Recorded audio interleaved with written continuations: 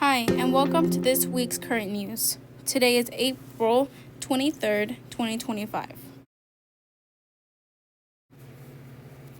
Climate activists were hacked. There was a link between victims and an alleged attacker. Climate change activists carry signs as they marched during a protest in Philadelphia in 2016. Earlier that year, U.S. prosecutors alleged hackers began targeting prominent American climate activists in an effort to gather information to foil lawsuits against the fossil fuel industry over damage communities have faced from global warming. For years, the U.S. Justice Department has worked to unravel a global hacking campaign that targeted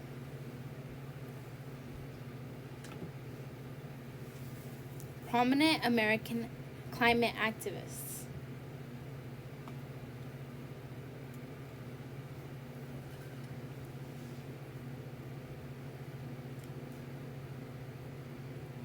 Now, public tax filings reviewed by NPR reveal an unexpected link between the company that allegedly commissioned the attacks and some of the victims.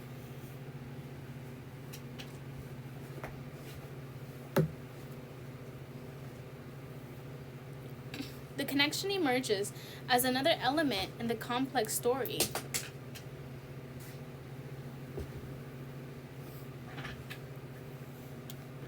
of how hackers were allegedly hired to attack parts of American civil society.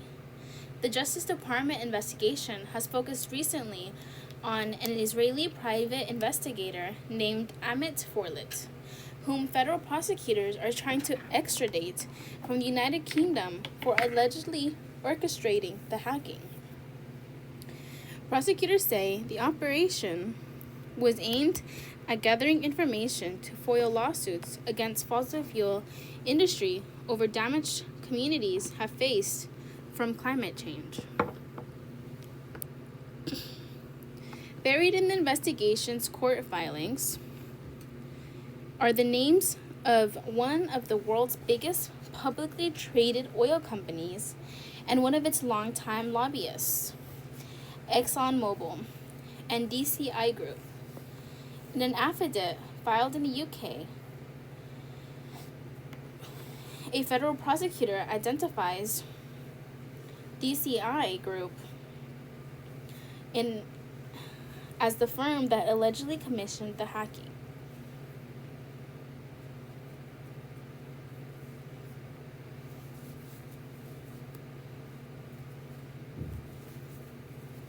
DCI was working for ExxonMobil when the attacks allegedly started around 2016.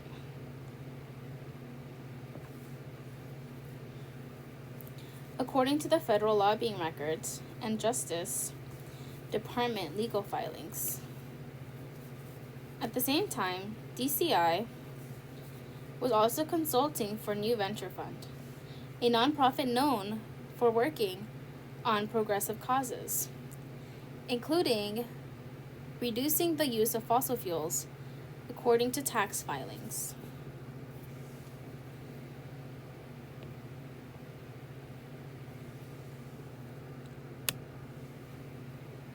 NPR reviewed, during that period when DCI worked for both ExxonMobil and New Venture Fund, a senior advisor at the nonprofit was working with climate activists targeted by the alleged hacking operation.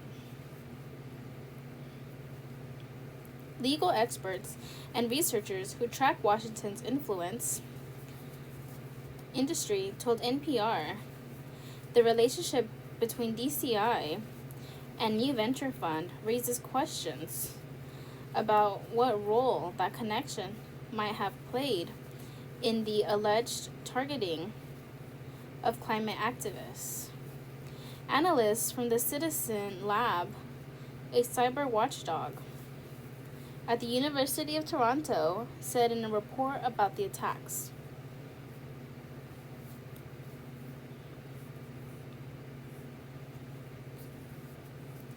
That they were carefully tailored, suggesting hackers had a highly detailed an accurate understanding of the climate activists and their relationships.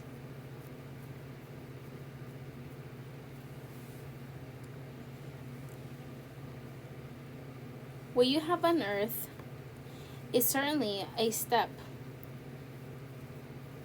investigators would want to look at. Barbara McWade, a law professor at the University of Michigan and former federal prosecutor, told NPR about the link between DCI and New Venture Fund. In criminal cases, investigators map out relationships between individuals and organizations using things like financial transactions, phone records, and tax filings, McQuaid says. When you layer them along with dates, sometimes you can find interesting patterns, she says. The Justice Department didn't respond to a message seeking comment. A DCI executive, Craig Stevens, declined to comment. Stevens previously told NPR that no one at the firm has been questioned by the U.S. government as part of the hacking investigation. Allegations of DCI's involvement with hacking supposedly occurring nearly a decade ago are false and unsubstantiated. We direct all our employees and consultants to comply with the law, Stevens said. Meanwhile, radical anti-oil activists and their donors are peddling conspiracy theories to distract from their own anti-U.S. energy activities. ExxonMobil referred to a previous statement in which the company told NPR it has not been involved in, nor are we aware of, any hacking activities. If there was any hacking involved, we condemn it in the strongest possible terms.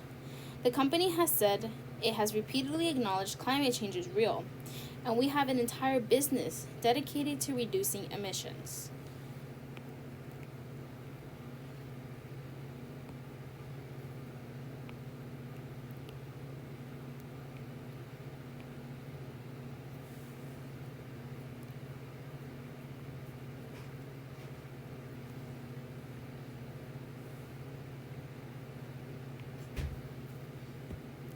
New Venture Fund President Lee Bodnar told NPR and DCI worked on a project housed at the nonprofit that promoted education reform and Common Core state education standards with Republicans. Bodnar says DCI wouldn't have had access to New Venture Fund's internal computer system. Climate activists, on the first day of the ExxonMobil trial outside the New York State Supreme Court building in 2019. In New York City, Justice Barry Ostrager of the New York State Supreme Court ultimately found that the New York Attorney General's office failed to prove that ExxonMobil broke the law.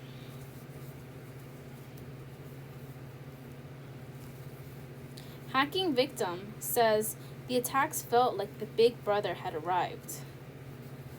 The hacking operation against climate activists fits a widespread pattern in which companies and wealthy individuals use private investigators to conduct cyber espionage against opponents, often to discredit them in legal disputes.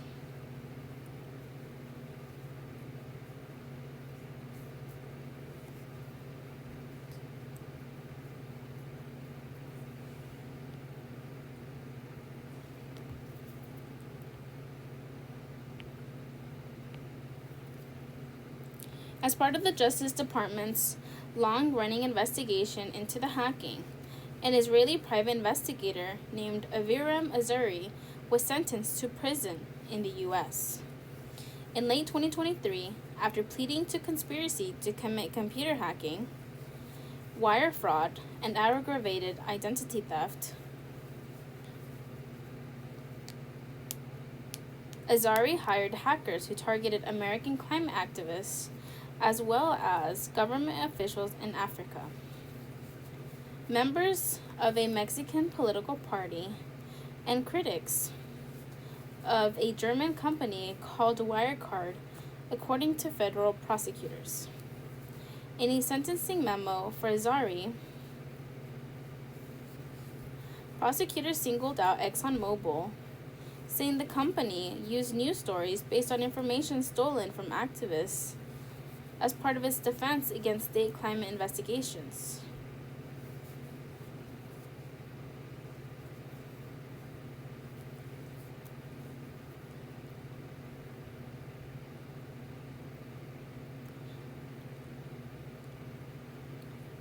Prosecutors didn't accuse ExxonMobil or DCI of wrongdoing in that case.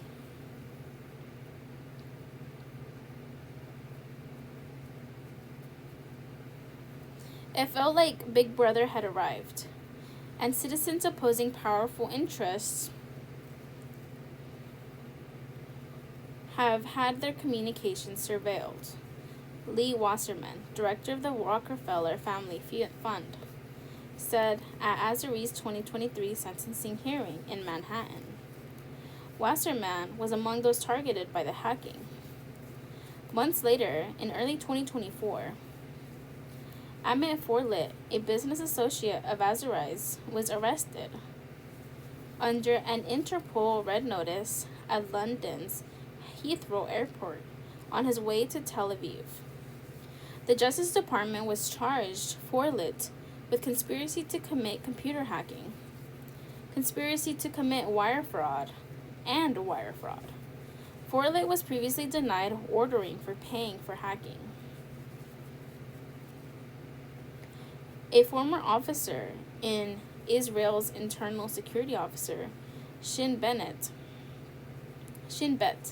Forlit said in a sworn statement after his arrest that he owns a security and intelligence gathering firm whose clients include law firms, lobbyists, and hedge funds.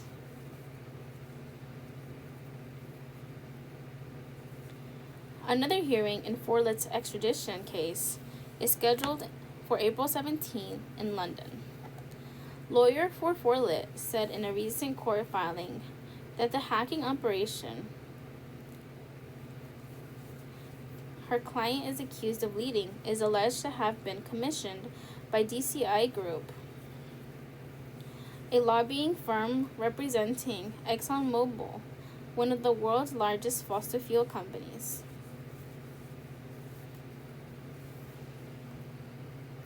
Extradition hearing for Amit Forlit are being held at Westminster Magistrates Court in London.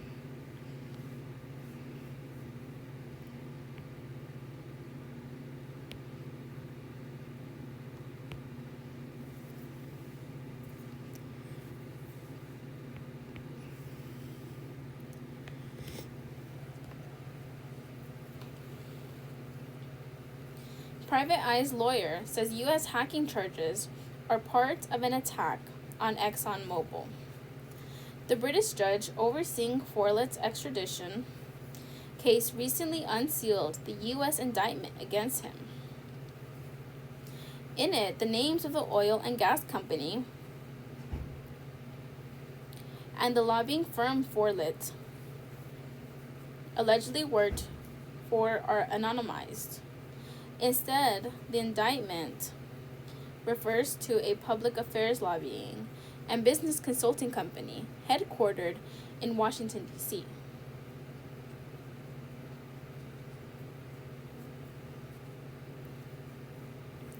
that allegedly fired Forlit to target environmental activists.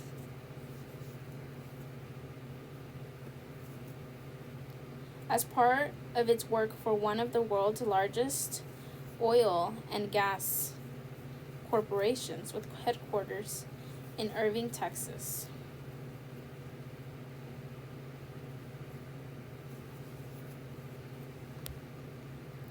However, an affidavit that a Justice Department prosecutor filed in support of the U.S. extradition request fails to anonymize the D.C. lobbying firm in one part of the document.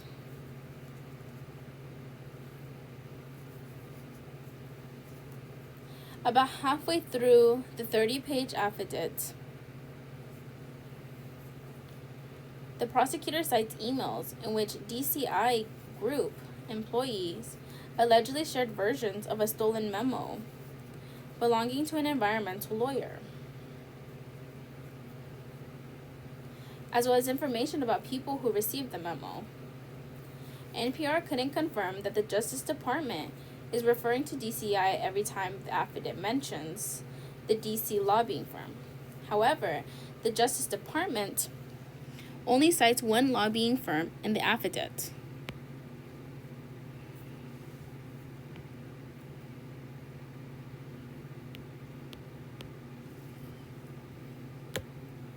According to the affidavit, the DC lobbying firm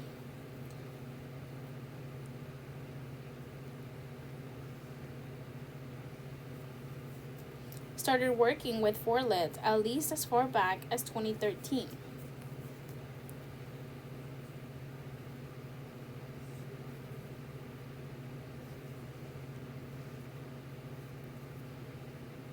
In 2015, an executive at the DC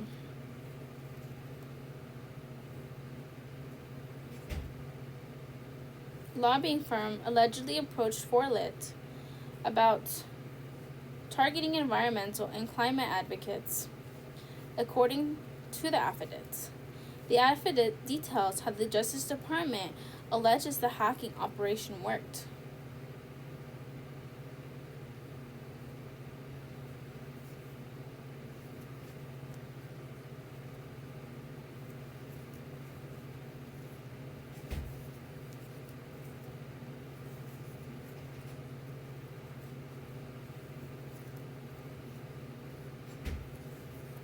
The DC lobbying firm allegedly identified people and organizations it wanted to discredit as part of its work for the Texas Oil Company.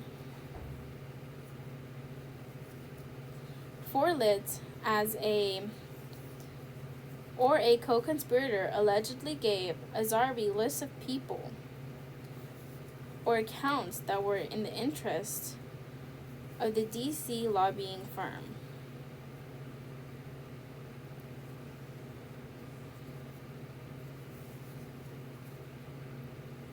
Azari then allegedly hired hackers to target the climate activists. Later, the lobbying firm allegedly shared with the oil company private documents or versions of documents that were likely obtained through the successful hacking, according to the prosecutor's affidavit.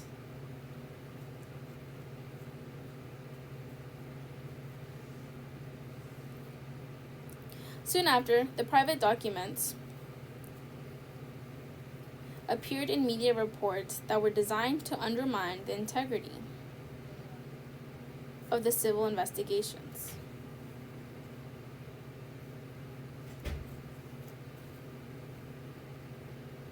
Into the oil company, the Justice Department alleges. The affidavit claims the oil company then relied on the published articles about the stolen and leaked documents in court filings to fight litigation. DCI lobbied for ExxonMobil for about a decade, according to federal lobbying records. ExxonMobil was based in Irving, Texas. Until mid-2023, Follett's lawyer, Rachel Scott, said in a January court filing in London that the U.S. is trying to prosecute Follett in part to advance the politically motivated cause of pursuing ExxonMobil. ExxonMobil and other fossil fuel companies face dozens of climate lawsuits filed by states and localities for alleged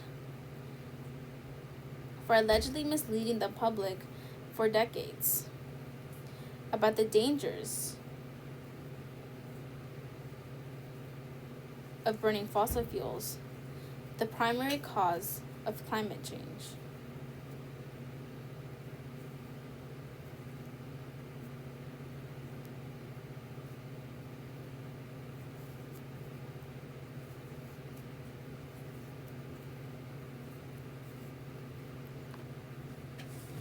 The lawsuits seek money to help communities cope with the risks and damages from global warming, including more extreme storms, floods, and heat waves.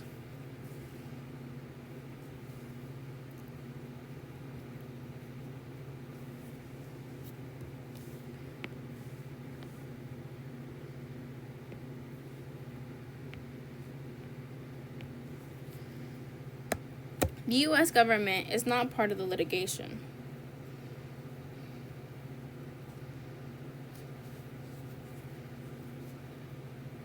The fossil fuel industry says the lawsuits are meritless and politicized, and that the climate change is an issue that should be dealt with Congress, not with the courts. A flag hangs on the side of the Andover-Mandan refinery in Mandan, North Dakota in 2017.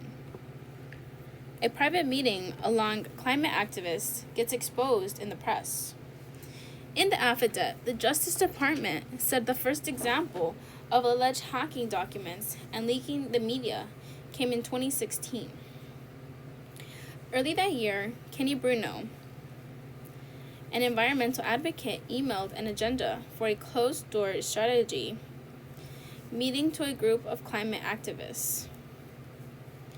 They planned to gather at the Manhattan office of the Rockefeller Family Fund, a philanthropy that supports initiatives to address climate change, inequality, and threats to democracy at the time. The fossil fuel industry was under growing pressure as Democratic politicians urged the Justice Department to investigate whether ExxonMobil had misled the public about climate change. Climate activists were to meet at the Rockefeller office to hone their attacks on the company, according to the meeting agenda.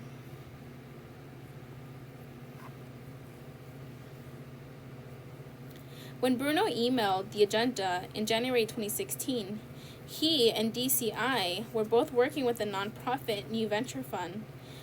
NPR has found in tax filings and documents related to the U.S. hacking investigation. The prosecutor's affidavit says that about a month after Bruno sent the email, around February 2016, the executive at the DC lobbying firm gave copies of the email to the firm's clients, the unnamed Texas oil company.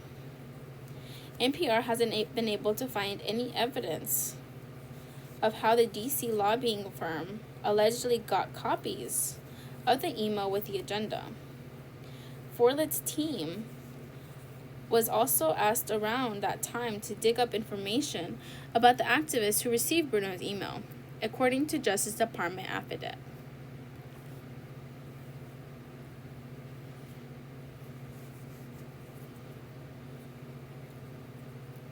The agenda for the Rockefeller meeting then surfaced in media reports in April 2016.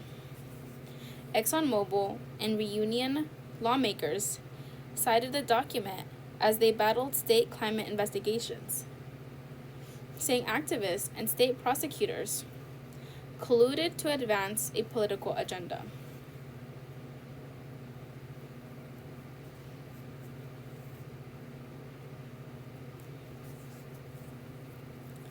Bruno says he didn't know DCI was a consultant for New Venture Fund.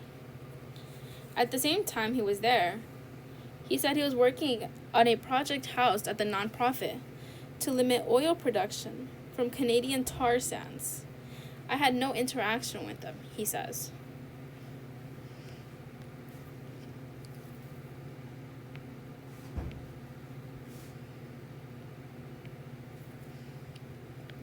If DCI was involved, they wouldn't have had access through their work with the New Venture Fund, says Bodner, the nonprofit's president.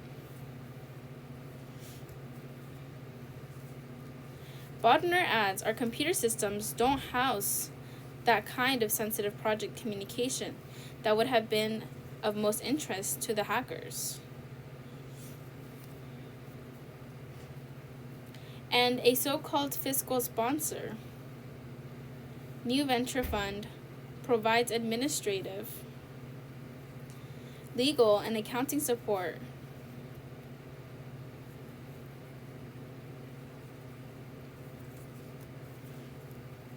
for the projects that it hosts. New Venture Fund was the fiscal sponsor for the projects that Bruno and DCI respectively were working on when the climate activists were targeted by the hackers. The leak of the Rockefeller agenda wasn't the only time private communications between environmental advocates appeared in the media in an apparent effort to shape public opinion.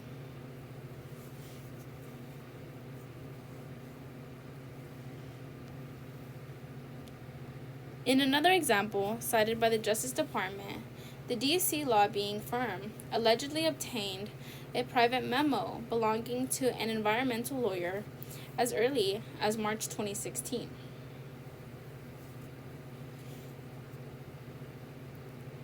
Around that time, an executive at the lobbying firm gave a copy of the document to the oil company, according to the prosecutor's affidavit. It's in this portion of the affidavit where the anonymization of the DC lobbying firm lapses. The affidavit states that a version of the private memo was then emailed between DCI Group employees shortly before it was published in a news report in 2017. On the day the article was published, an executive at the DC lobbying firm emailed it to colleagues. The prosecutor's affidavit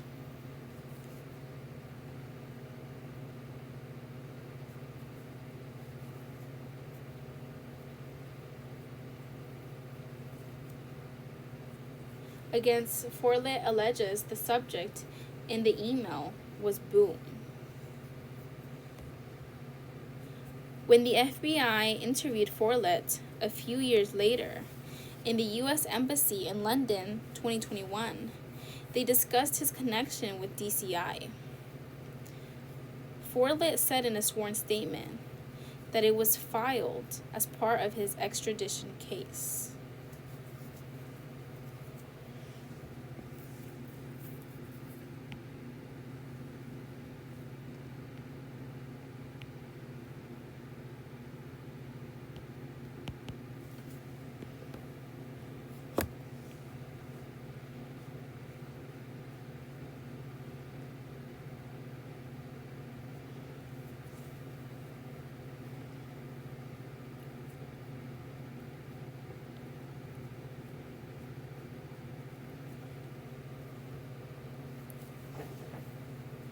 Kurt Davies, Director of Special Investigations at the Center for Climate Integrity and a target of the hacking, says DCI was instrumental in public relations work that helped ExxonMobil and others in the fossil fuel industry fight efforts to cut heat-trapping emissions, while politicizing the issue of climate change among voters.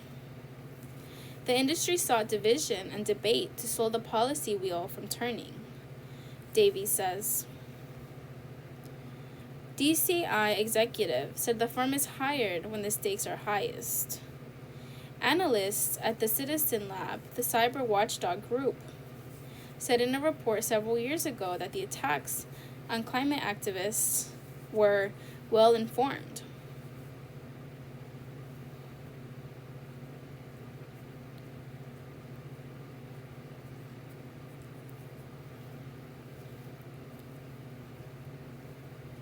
Hackers targeted campaigners and their family members with what are known as phishing emails, which are used to gain access to sensitive information through impersonation or other deceptive means.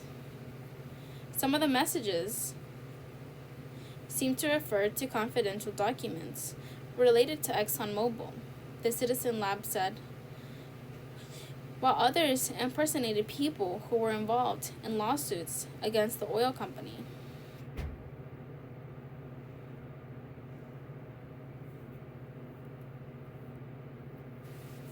That suggests hackers had a deep knowledge of informal organizational hierarchies among the climate activists. The Citizen Lab said some of this knowledge would likely have been hard to obtain from publicly available information alone.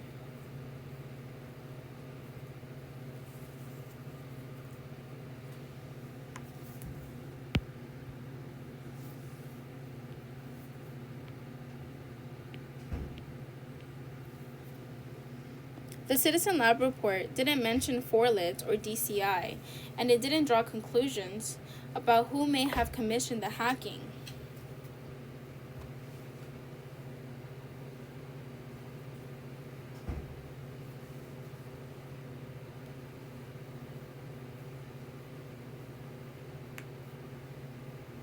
NPR hasn't been able to find evidence that the CDI obtained any non-public information about climate activists through its work with the New Venture Fund.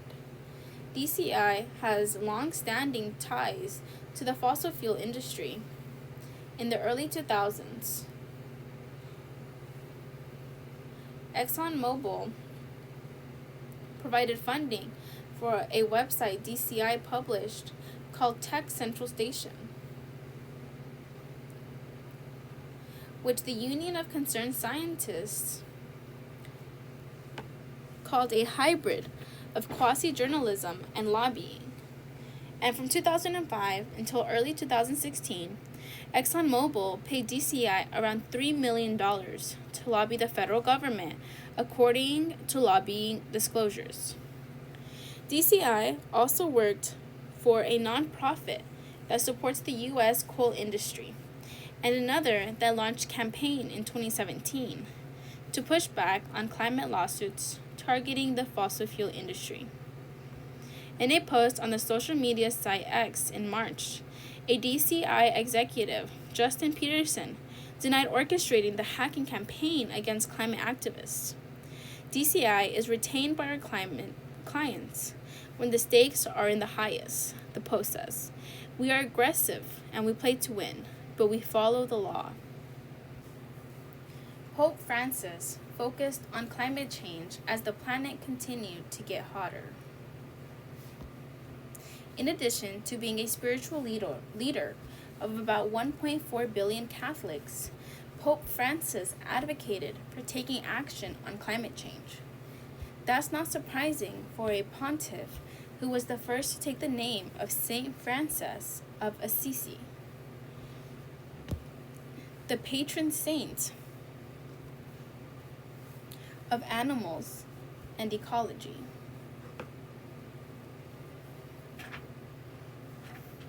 Over his 12 years as the head of the Catholic Church, Francis repeatedly raised the problem of human-caused global heating from burning fossil fuels, and he encouraged people, including world leaders, to do something about it.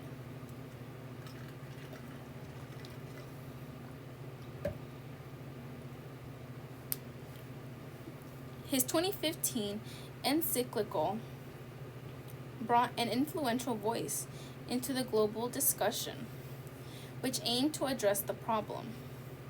And as humans continued to heat the planet with pollution from fossil fuels, Francis' missives became progressively more urgent. Researchers felt these writings boosted Francis' prominence as a climate advocate, though they appear to have largely failed to change people's minds about climate change. Still, supporters say he brought together science, mortality, and faith in new ways for his church.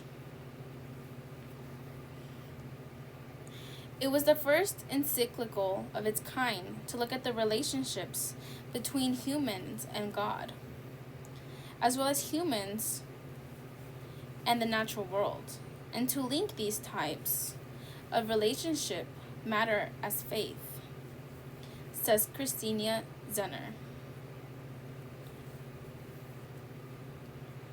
Associate Professor of Theology, Science and Ethics at Fordham University.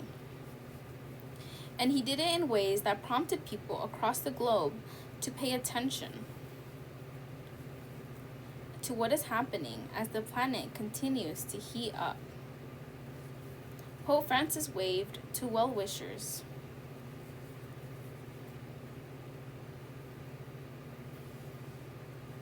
After a mass in Tacloban on January 17, 2015, he spent a day in the Philippines with survivors of catastrophic super typhoon that claimed thousands of lives, highlighting his concern over climate change.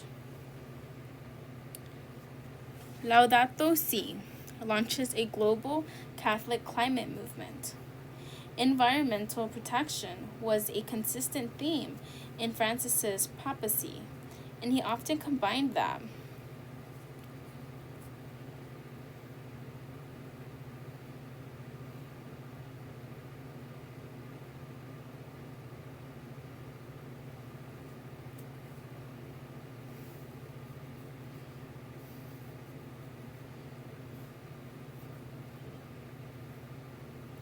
with the calls to protect the most vulnerable people. In his inaugural 2013 homily,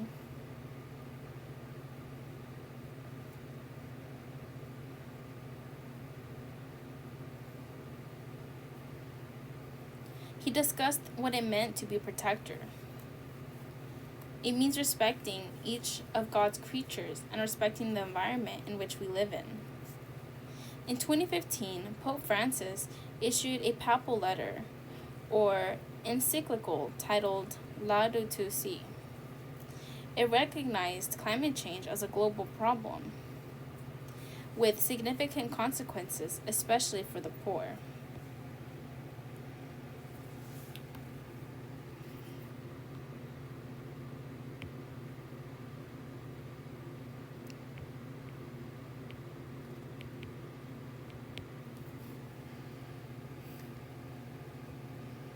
He criticized developing countries like the United States and China, which have contributed the most to planet-heating pollution. Francis reserved his most severe criticism for the wealthier sectors of society, where the habit of wasting and discarding has reached unprecedented levels.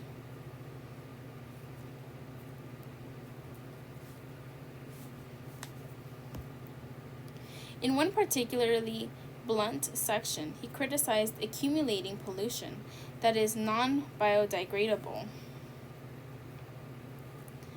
highly toxic and radioactive, and said, "The earth is our home," beginning to look more and more like an immense pile of filth. Francis said poorer nations, which have contributed the least to climate pollution, should get help from developing countries to support policies and programs of sustainable development.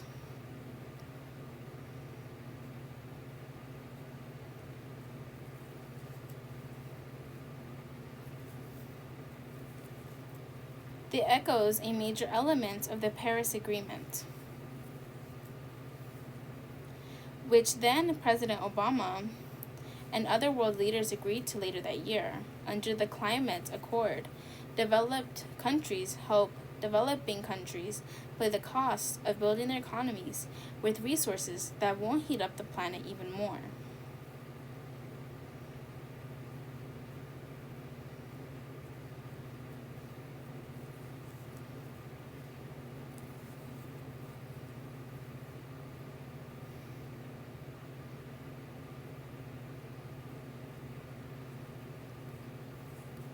Francis's climate encyclical inspired several Catholic climate groups to form, including the Global Catholic Climate Movement, which is now called the Laudato Si movement.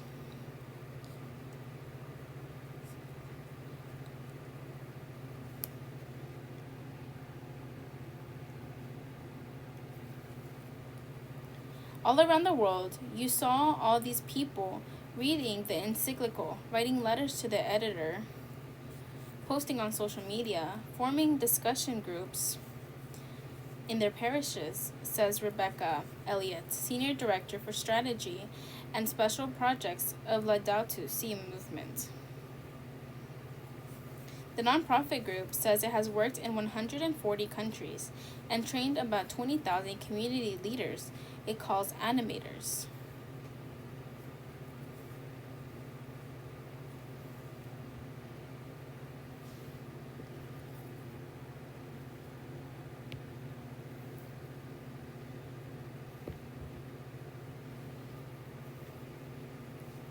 People who put into practice the ideas Francis has advocated. They're educating the next generation in care for creation. They're planting trees. They're educating the next generation in care for creation. They're holding litter cleanups. They're doing mobilizations and marches to advocate for better policies, Elliott says. Elliott says the Pope's climate encyclical had ripple effects.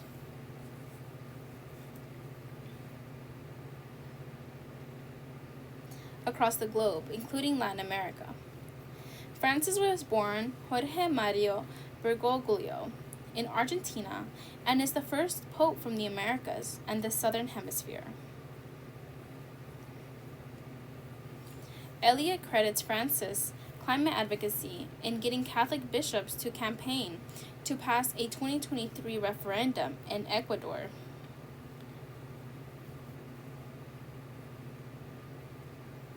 That blocked oil drilling in Yasuni National Park.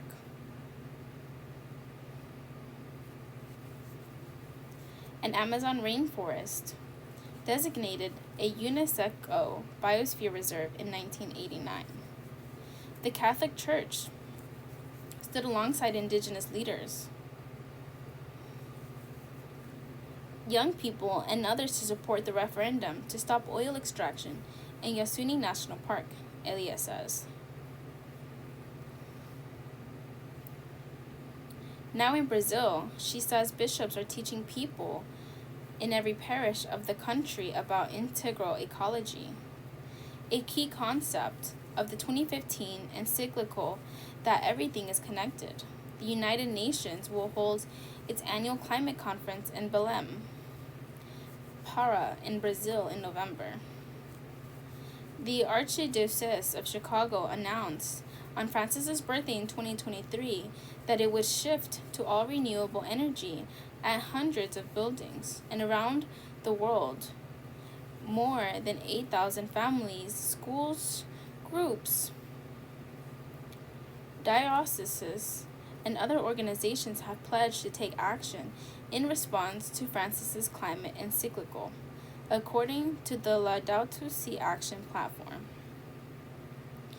A nun reads Pope Francis's encyclical, a collection of principles to guide Catholic teaching, entitled Laudato Si, during its official presentation on June 18, 2015, at the Synod Hall at the Vatican.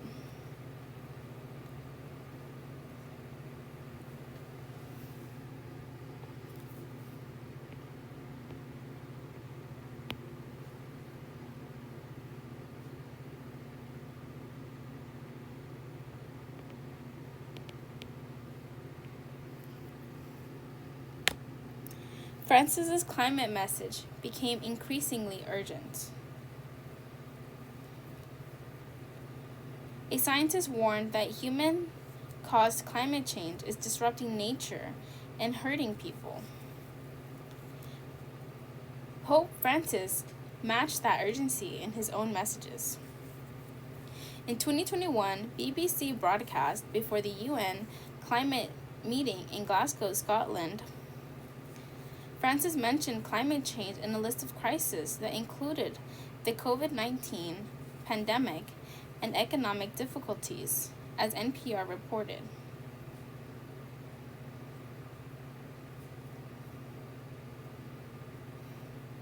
The Pope called on the UN to take radical decisions to safeguard the environment and to place global concerns over the interest of individual nations.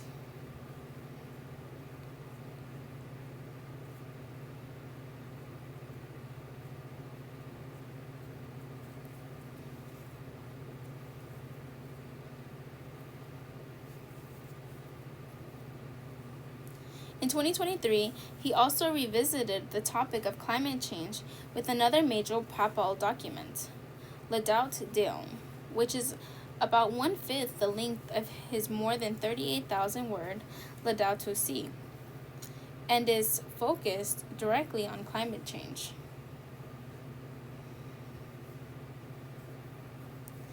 He is evidently annoyed that much of humanity seems to have missed the message, Zenner, the Fordham professor, says. Francis addressed this climate crisis messaging to my brothers and sisters of our suffering planet, and says, with the passage of time, I have realized that our responses have not been adequate. While the world in which we live is collapsing and may be nearing the breaking point. He does seem crankier, Zenner says, comparing the 2023 missive to Francis's first climate encyclical. I think that's something that people respond to in Pope Francis as well, is that he's emotional in every humanly relatable way. Zenner says Francis' climate advocacy will likely endure because he was focused on changing hearts as well as minds.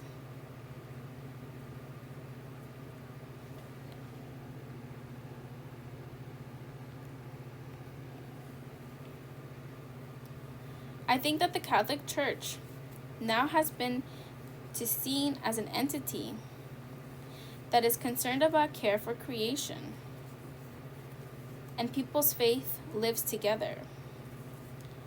I don't think that can be erased,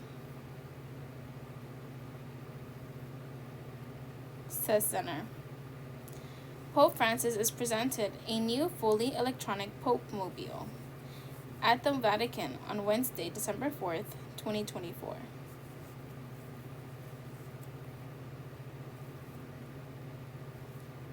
Preaching to the converted. In the wake of Francis's 2015 encyclical, researchers wondered if there would be a Francis effect on Americans' views on climate change.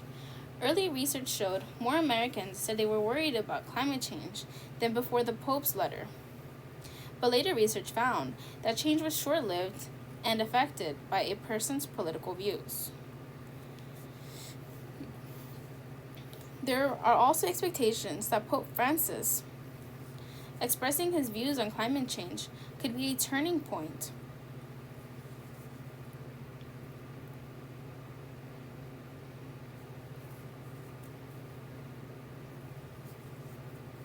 and might encourage skeptics to reconsider their positions. In 2017, Francis gave a copy of his 2015 climate encyclical to President Trump, who visited him at the Vatican during his first term. Senate Minority Leader Chuck Schumer, Democrat from New York, expressed hope that if Trump read the document, it would change his mind on withdrawing from the Paris Agreement. It didn't.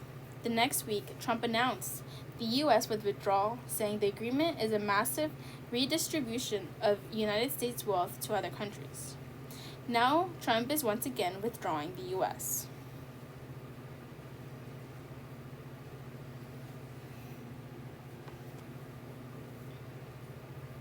After Francis's 2015 encyclical, researchers examined a broad range of views, well beyond the president. What we found was that the Pope did not change people's minds about climate change.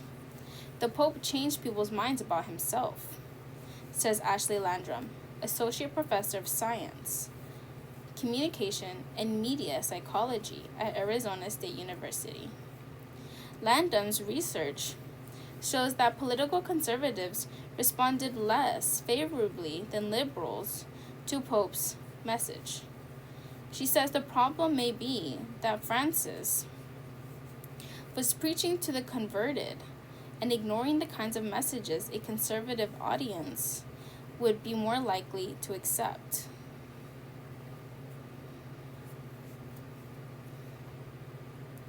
You have to think about the values and the beliefs of the concerns that your audience has, and tell them why your message is consistent with those values and concerns. Landrum says. Instead, the Pope mixed discussion of climate change with his criticism of wealthy